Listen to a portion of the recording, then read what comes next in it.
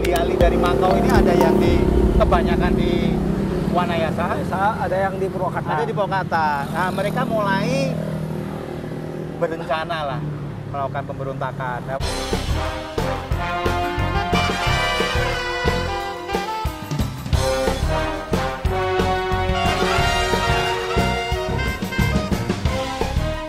industri sana dia bekerja di sana naik kapal. Naik kapal.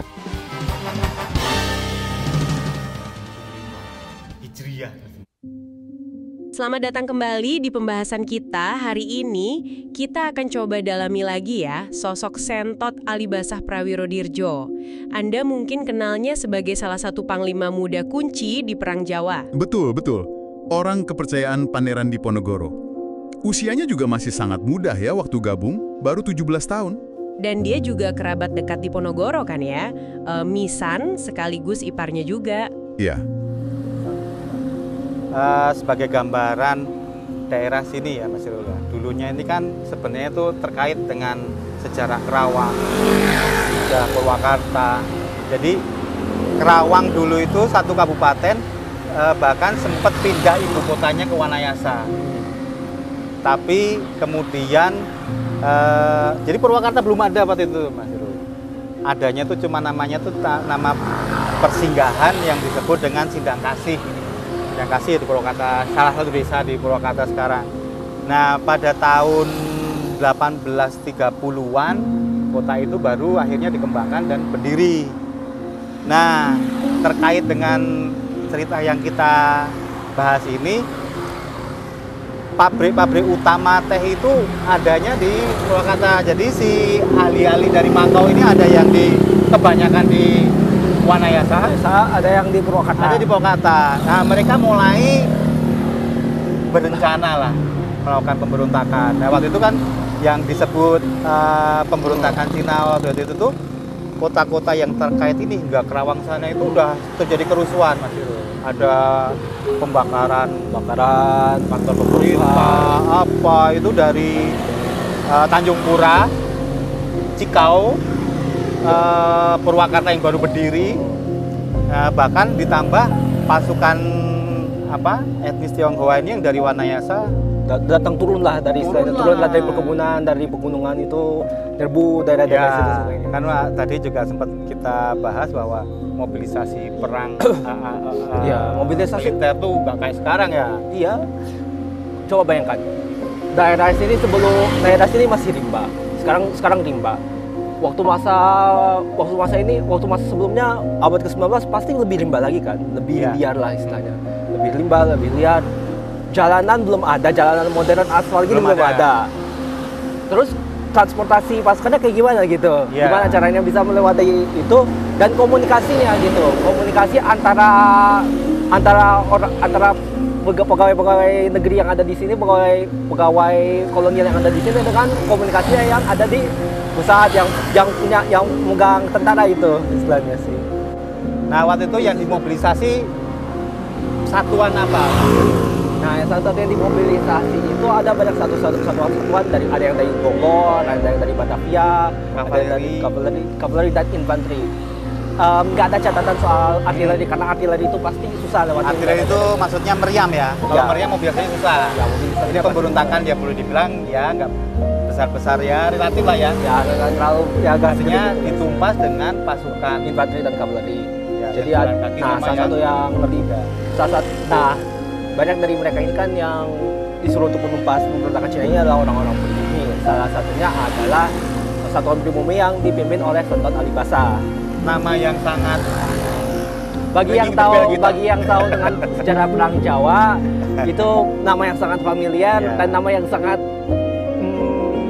mengundang memori, mengundang nostalgia. Tapi bagi yang belum tahu, dulunya membantu Diponegoro. Ya, Sentot Alibasah ini baru selesai dari perang Diponegoro, dikirimkanlah ke sini.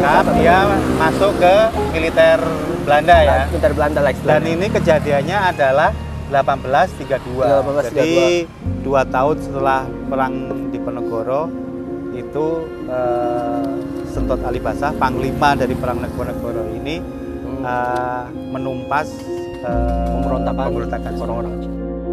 Tugas pertamanya itu, dia diperintahkan menumpas apa yang sumber kolonial sebut sebagai pemberontakan Cina. Pemberontakan Cina di mana? Di wilayah Karawang dan juga disebut di Salatiga. Perlu dicatat ya, istilah ini seringkali bias kolonial. Bisa jadi ini merujuk ke gejolak sosial atau ketidakpuasan lokal terhadap aturan Belanda, nggak selalu pemberontakan besar. Dan Sentot berhasil menumpasnya. Ya, dia berhasil menjalankan tugas itu. Ini dia paradoksnya. Seorang pejuang kemerdekaan, kini jadi penegak ketertiban versi kolonial. Ironis banget kan? Sulit pasti ya posisi dia. Dari panglima perang anti Belanda jadi semacam alat mereka, beban mentalnya pasti berat. Pastinya. Sebab dengan belajar Babat Diponegoro, kita bisa mengenal sfer ruang dari seorang inlander yang saleh, seorang pribumi yang saleh, dan he was not forgotten, oleh sebab dia tidak berkompromi. I mean, we don't think much about Kiai Mojo, he was a xenophobe. We don't think much about Sentot, he compromised with the Dutch, but we. Kenapa lokasinya Rancah Daerah di sini? Itu karena yang sebagian besar tadi Mas Irul bilang itu mereka bekerja di onsite-nya Kebun Teh di Wanayasa. Ini turun, mau turun ke arah Purwakarta, dicegatlah di daerah sini dan akhirnya dihabisi lah ya.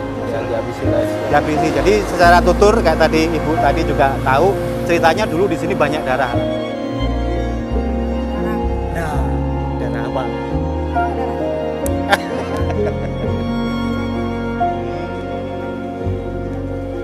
Namanya Rancah Darah karena memang banyak darah. Rancah itu kalau bahasa Sunda Rancah itu artinya apa? Itu apa sih? Lembah.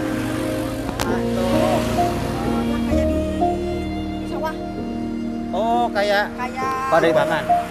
Tubangan. Kayak lubang. Lembah. Oh, lubang. Oh, gitu. Kalau diinjak ini kan Oh, gembur. Oh, gitu. Tapi itu darah gitu ya, Bu? itu gak darah. Darah siapa nggak tahu. Banyak darah ya dari orang-orang Dan memang ceritanya itu agak mengaiskan sih soalnya. Soalnya gini, 800 orang Cina datang, ketemulah sama 1000 orang pasukan Alibasah, kalah 600 orang meninggal, kurang lebih 600 orang meninggal atau itu 200 orang lainnya akhirnya mundur, mencoba untuk kabur, nggak bisa. Iya. Yang ada cuma bisa melawan sampai mati lah, Iya. Artinya ini mau mundur kemana lagi nih? Iya. Ini hutan lah dulu ya. Dan mereka bukan orang sini ya. Sebelah sini artinya mereka nggak harus menghadapi ya. Iya. Dan menghadapi dan boleh dibilang sebagian besar habis di sini ya. Ya, sebagian besar habis di sini. Meskipun ada sih kemungkinan besar ada yang berhasil kabur dan istilahnya membaur lah dengan. Betul, kalau dari beberapa tulisan saya masih ada itu babah kecil itu yang masih terkenal di Wanayasa, tapi itu dia posisinya bukan orang yang berperang, dia masih tetap tinggal di situ. Karena itu dia beda dengan orang-orang Batavia yang dia itu tahu kemana-mana, dia taunya dari awal dia tinggal di situ, ya udah dia di situ aja gitu. Nah itu yang mungkin beberapa segelintir etnis yang tertinggal yang masih ada di sana. Kebetulan nama daerahnya sendiri itu Pasir Nagara Cina, itu memang tempat asal muasal mereka ditempatkan di daerah perkebunan Wanayasa. Jadi kalau kita lihat perjalanannya, Sentot ini sosok yang abu-abu banget ya. Nggak bisa kita labeli hitam atau putih begitu saja. Tepat sekali. Dia contoh komandan muda brilian yang terjebak dalam situasi sejarah yang super pelik. Tindakannya setelah menyerah, terutama tugasnya di Karawang itu, memaksa kita bertanya, ini pragmatisme untuk survive, keterpaksaan, atau ada loyalitas lain yang kita nggak tahu? Oke, jadi kita udah lihat sekilas ya kehebatan awal Sentot, lalu misteri di balik penyerahan dirinya, dan perannya yang ya sangat ambigu setelah itu. Khususnya tugas di Karawang untuk Belanda tadi. Nah, melihat jejak Sentot pasca penyerahan diri ini mungkin jadi pertanyaan menarik untuk Anda renungkan juga. Bagaimana sebaiknya kita memahami tokoh seperti Sentot ini? Apakah dia seorang pragmatis ulung yang beradaptasi, korban keadaan, atau sosok dengan kalkulasi yang jauh lebih rumit dari itu? Kisah Sentot ini memang salah satu sisi Perang Jawa yang ngajak kita mikir lebih dalam ya tentang pilihan-pilihan sulit di masa konflik. Rancah darah. Jadi teman-teman itu mudah-mudahan kita bisa sharing, dan kami sendiri juga suka menggali cerita dari yang mungkin sedikit nggak sebanyak kisah-kisah lain. Banyak diperhatikan lah kalau Betul. diperhatikan. Dan memang agak tragis karena pemberontakan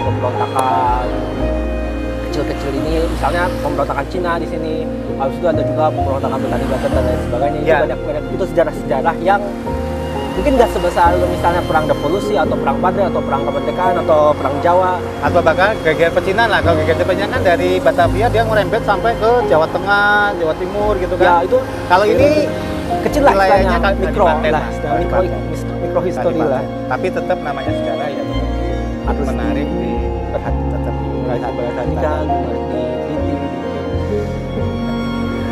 Oke teman-teman, itu mungkin sedikit sharing kita tentang Ranca Darah, sejarah dari Ranca Darah atau pemberontakan Cina di daerah Wanayasa, Purwakarta.